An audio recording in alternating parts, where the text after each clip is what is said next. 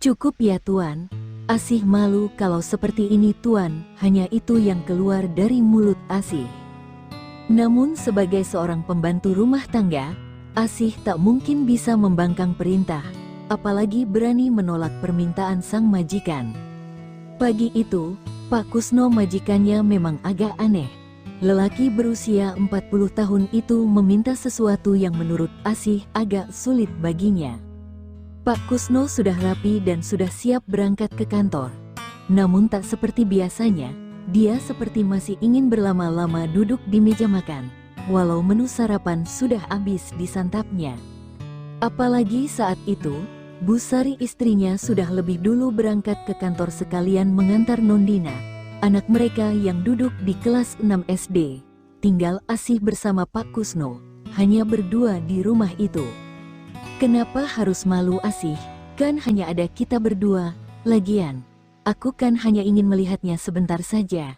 Aku janji deh, cuma lihat saja nggak bakal aku sentuh kok, bujuk Pak Kusno. Di mata Asih, Pak Kusno memang tipe lelaki yang bisa menjadi idaman tiap wanita.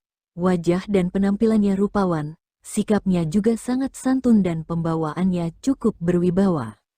Tapi mana mungkin Asih bisa mengabulkan permintaan Pak Kusno pagi itu, walau sebagian pikirannya mulai terpengaruh bujuk rayu majikan. Namun Asih masih bisa mempertahankan akal sehatnya. Jangan maaf Asih nggak bisa memperlihatkan pada Tuan. Sebaiknya Tuan segera bersiap dan berangkat ke kantor. Nanti terlambat loh Tuan, ujar Asih, mencoba untuk menghindari tatapan Pak Kusno. Pak Kusno tersenyum, hatinya sangat senang melihat Asih yang nampak grogi dan malu-malu di hadapannya. Wajah cantik Asih tak berani membalas tatapan mata majikannya. Dia hanya menunduk membuang pandangannya ke lantai dapur. Oke deh, mungkin tidak sekarang ya Asih. Tapi lain waktu aku yakin kamu pasti akan mengizinkannya, kata Pak Kusno, yang kemudian bangkit dan beranjak keluar rumah. Sejenak kemudian, suara mobilnya terdengar dan mulai menjauh dari rumah menuju kantor. Selepas kepergian Pak Kusno, Asih masih berdiri dan tercenung di dekat meja makan. Tangannya memegangi kedua pipi, senyumnya pun mengembang dengan perasaan yang tak karuan. Soalnya, sebelum beranjak pergi, Pak Kusno masih sempat-sempatnya mendaratkan sebuah kecupan untuk Asih. Setelah tercenung sejenak, Asih kemudian melangkah ke kamarnya. Ia mengganti kain handuk dengan pakaian seragam pembantu rumah tangga, lalu bersiap mengerjakan tugas yang masih banyak menantinya. Kinarsih Astuti adalah nama lengkap Asih, wanita berusia 30 tahun yang kini bekerja sebagai pembantu rumah tangga di rumah pasangan Pak Kusno dan Bu Sari. Meski berasal dari desa, tapi penampilan Asih tak kalah dengan wanita kota. Wajahnya ayu khas wanita Solo, kulitnya putih dan perawakannya sangat bagus dengan kelebihan Asih yang memang lebih besar dari pembantu pada umumnya. Setelah mandi dan bersalin seragam kerja, Asih kembali sibuk membersihkan rumah majikan. Sementara pikirannya juga sibuk mengingat kejadian yang baru saja dialaminya. Pak Kusno ada-ada aja sih, masak gara-gara penasaran jadi ingin melihat kelebihannya aku yang besar. Batin Asih sembari kembali menahan senyum di raut wajah yang merona. Sudah seminggu ini, Asih bisa merasakan kalau sikap Pak Kusno kepadanya seperti lebih baik dan penuh perhatian. Pak Kusno juga membelikan Asih sebuah ponsel baru, tanpa sepengetahuan Bu Sari, nyonya majikan Asih. Entahlah, Asih tak bisa menebak dan menduga-duga kenapa Pak Kusno baik sekali padanya belakangan ini. Hal itu juga yang membuat Asih akhirnya membatalkan niatnya untuk berhenti bekerja di rumah ini. Jujur saja, selama 6 bulan kerja di rumah Pak Kusno dan Bu Sari, Asih sering sedih dan makan hati. Bukan karena Pak Kusno atau Nondina anak majikannya, tapi karena Bu Sari, nyonya majikan yang super bawel dan sangat galak. Bu Sari usianya 40 sama dengan Pak Kusno suaminya. Keduanya juga bekerja sebagai ASN, namun di kantor dinas yang berbeda. Mereka hanya memiliki satu orang anak bernama Nondina yang saat ini masih kelas 6 SD. Benar juga kata para tetangga, sikap jutek dan judes Bu Sari membuat banyak pembantu rumah tangga yang tidak betah bekerja di rumah itu. Sudah gajinya kecil, banyak aturannya, dan seringkali dapat bonus omelan dari Bu Sari sebagai nyunya majikan. Sejak bekerja di sini, gaji Asih hanya 600.000.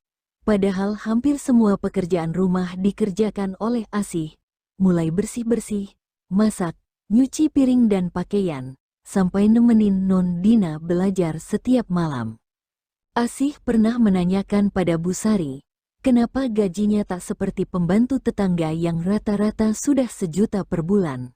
Tapi, alasan Bu Sari, karena Asih itu sudah ditanggung makan dan juga mendapat kamar khusus juga tinggal di rumah majikan. Kalau kamu nggak suka, gampang kok, kamu berhenti saja bekerja di sini.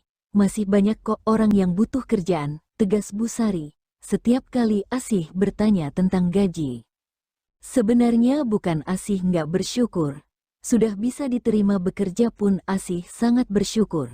Namun dengan uang segitu, Asih sulit mengaturnya, apalagi Asih juga harus ngirimin ibunya di kampung halaman setiap bulannya. Maklum, ibunya Asih di kampung yang merawat Tole, anak Asih yang masih berusia balita, sejak Asih memutuskan merantau dan mencari pekerjaan di kota ini. Hidup Asih memang jadi berubah. Sejak Heru mendiang suaminya meninggal dunia akibat kecelakaan kerja, 2 tahun yang lalu, Asih harus mencari kerja untuk menghidupi anak mereka. Berbekal ijazah SMA, Asih mencoba mengadu nasib ke kota. Asih terbujuk dengan iming-iming dari Kang Darjo, tetangga kampung yang mengaku sudah sukses punya usaha di kota. Janji Kang Darjo akan membantu Asih mendapatkan pekerjaan kantor swasta di kota. Ternyata hanya janji palsu. Niat Kang Darjo sebenarnya hanya ingin memperdayai Asih agar mau ikut dan tinggal bersamanya di kota. Kang Darjo yang ngaku punya usaha warung, ternyata cuma bekerja sebagai petugas debt collector di kota ini. Berbekal badan tinggi besar, pria berusia 38 tahun itu menjadi tukang tagih yang lumayan disegani. Di bulan pertama tiba di kota, Asih terpaksa tinggal bersama Kang Darjo di sebuah kamar kontrakan di pinggir kota. Asih tak punya pilihan lain, karena dia tidak memiliki sanak saudara di kota. Lagi pula, Kang Darjo berjanji akan mencarikannya kerja kantoran. Dia juga berjanji tak akan mengganggu Asih, meski mereka tinggal di satu atap kontrakan yang sama. Kamu ini kan masih sepupunya Darmi bojoku di kampung, mana mungkin aku berani macem-macem menggoda kamu Asih, janji Kang Darjo kepada Asih saat itu. Awalnya memang semua baik-baik saja, walau tinggal sekamar, namun Kang Darjo lebih sering tidur di teras. Apalagi kontrakan Kang Darjo juga jadi tempat kumpul teman-temannya sesama petugas debt collector. Namun, malam itu di saat hujan turun dengan derasnya, hal yang dikhawatirkan Asih akhirnya terjadi juga. Asih yang merasa kasihan kalau Kang Darjo harus tidur di teras dan bisa basah terkena hujan, akhirnya memanggil Kang Darjo untuk beristirahat saja di dalam. Makasih ya Asih, biar aku ditikar saja. Kamu yang di atas biar nggak masuk angin, kata Kang Darjo dengan sopan dan tak membuat Asih merasa risih atau curiga. Hujan semakin deras di luar sana. Sesekali suara gemuruh petir dan kilatan cahayanya terdengar disertai angin cukup kencang. Akibatnya, listrik PLN pun padam. Saat itulah semuanya terjadi. Kang Darjo yang sebenarnya sudah lama memendam perasaan pada Asih, kemudian menggunakan kesempatan emas itu.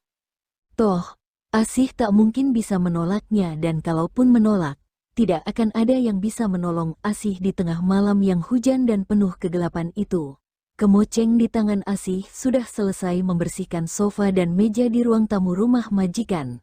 Asih duduk sembari mengingat kejadian di malam itu, di saat Kang Darjo berhasil menorehkan noda dalam kehidupannya.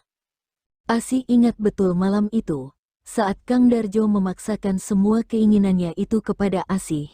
Asih sudah berusaha menghindar dan menolak hal itu. namun Kang Darjo lebih bertenaga dan mampu mengalahkan perjuangan Asih yang akhirnya sia-sia. Asih hanya bisa pasrah dengan air mata yang mulai merembes membasahi pipinya ketika Kang Darjo memulai segala sesuatunya. Batin Asih menjerit tanpa suara. Jiwanya sangat bersedih karena harus menyerahkannya kepada Kang Darjo. Maafkan Asih Mas Heru, Asih tidak bisa menjaga sesuatu yang seharusnya hanya boleh Asih persembahkan untukmu, ucap Asih dalam hati, menyebut nama Heru, mendiang suaminya. Darjo Kusworo menyeringai bahagia. Sudah sejak lama Darjo ingin sekali memiliki Asih, bahkan sejak dia menikahi kakak sepupu Asih, dan Asih masih belum menikah dengan Heru. Setahun setelah mendiang Heru meninggal dan Asih resmi menjadi janda, angan Darjo untuk bisa memiliki Asih semakin lama semakin kuat dan tak bisa terbendung. Dan malam itu, semua keinginan dan hayalannya tentang Asih bisa diraihnya secara nyata. Walau Asih terus memohon agar Darjo tidak melakukannya, namun Darjo seolah tak memperdulikannya. Suara tangis Asih yang didengar Darjo justru semakin membakar semangatnya untuk segera menyempurnakan ulahnya pada Asih. Lagi pula, Darjo paham kalau Asih yang sudah setahun menyendiri tentu merindukan kehangatan seperti dulu. Percuma ditangisi Asih, semuanya sudah terlanjur terjadi. Lagi pula aku minta maaf ya. Aku hanya ingin menyenangkan dan membahagiakanmu Asih. Hayati saja yang sedang terjadi Asih, bisik Kang Darjo. Kang Darjo, kok tega sih Kang? Asih ini kan masih sepupunya Mbak Darmi istrimu Kang. Kenapa Kang Darjo melakukan ini semua pada Asih? Balas Asih. Justru itu Asih, aku juga kangen sama Darmi istriku. Tapi Darmi kakakmu kan gak pernah mau setiap aku ajak pindah ke kota dan menemaniku sebagai suaminya, timpal Darjo. Dalam kegelapan, Darjo tersenyum menatap wajah Asih yang mulai berubah. Asih sepertinya tak menunjukkan rasa khawatir dan kaget lagi seperti sebelumnya. Darjo yakin, Asih sudah mulai larut terbawa dan menghayati suasana bahagia yang Darjo ciptakan untuknya. Kamu juga kangen kan sama mendiang Heru suamimu Asih? Jangan bohongi dirimu sendiri Asih. Kita hayati bersama saja ya keindahan malam ini sayang, bisik Darjo. Asih tak menjawab Darjo. Isak tangisnya perlahan berhenti dan mulai berganti dengan suara merdu yang seharusnya tidak Asih ungkapkan. Suara merdu yang tak boleh didengar oleh lelaki yang bukan suami Asih. Maafkan aku ya Asih. Sudah lama sekali aku memendam perasaanku. Aku sangat sayang dan mencintai dirimu Asih, kata Darjo, sembari terus berusaha menyenangkan dan membuat bahagia batin Asih. Entahlah Kang, Asih bingung menjawabnya. Malam ini, Asih kangen banget sama Mas Heru Kang. Bantu Asih mencapai impian Asih ya Kang, balas Asih. Hati Asih goyah. Pertahanannya ternyata rapuh dan tak bisa lagi membendung angan dan keinginan yang mulai muncul pada dirinya sendiri. Asih menyerah, Asih rela dibawa terbang tinggi, melayang dan kembali membumi lagi bersama Darjo malam itu. Hujan mulai mereda di luar. Ketika Darjo tergelincir dan rebah di samping Asih, sebuah malam yang sudah merubah hidup Asih, malam yang paling dikenang oleh Asih untuk pertama kalinya menjalani kehidupan di kota ini. Lamunan Asih di sofa ruang tamu seketika terhenti, ketika suara sepeda motor ojek mengantarkan Nondina anak majikannya pulang dari sekolah. Bik Asih, Bibik masak apa hari ini? Dina lapar banget Bik. Siapin makanan ya Bik, kata Dina begitu masuk rumah dan menemui Asih di ruang tamu. Duh, lapar ya non cantik. Bentar ya, Bibik siapin dulu. Hari ini Bibik masakin sayur lodeh dan sambal tempe kesukaan Nondina, jawab Asih sembari menyambut anak majikannya.